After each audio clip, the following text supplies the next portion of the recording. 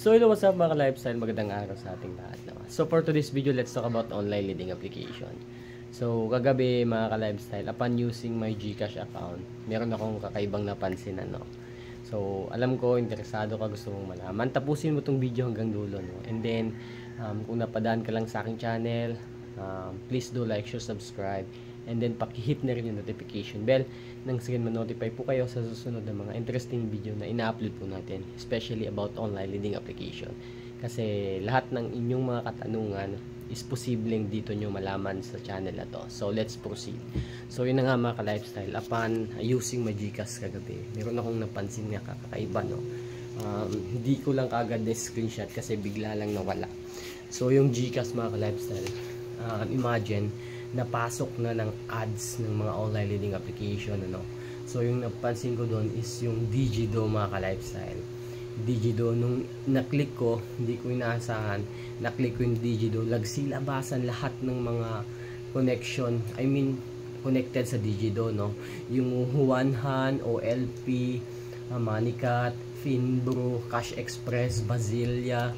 So nakalimutan ko na yung iba, Then nung pagbalik ko sa GCash na wala. So kakaiba kasi napasok na ng mga online leading application yung GCash.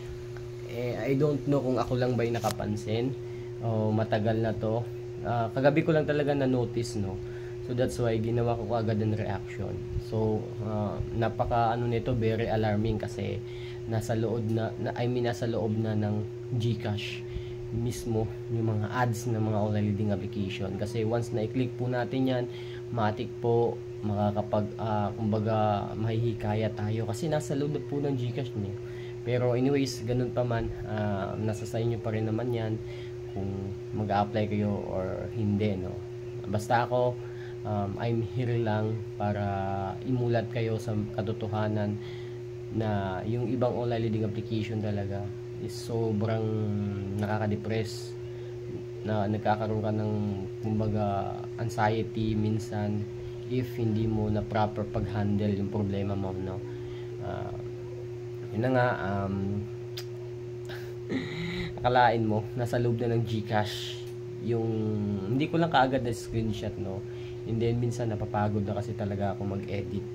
That's why upload na lang ako ng upload, especially pag wala naman kinikita yung mga videos natin. Pero okay lang, hindi ko naman kinikwenta, as long as ma-deliver talaga natin yung message, yung gusto nating iparating sa mga nag-aabang ng mga videos natin, nag-aabang ng latest updates about online leading application. So again mga ka-lifestyle, marami na pong mga online leading application ang nasa list ng NBI, na posibleng i-raid, abang-abang lang po tayo. So nakalap ko po yung information na yan sa TikTok, kay kaninong attorney yun, basta napanood ko lang. So inunti-unti na nila kasi yung ibang online leading application talaga hindi naka-declare yung address nila, yung IP address nila. That's why nahihirapan talaga yung NBI. And I would like to inform you talaga na halos karamihan ng online leading application, napakaraming complaint po,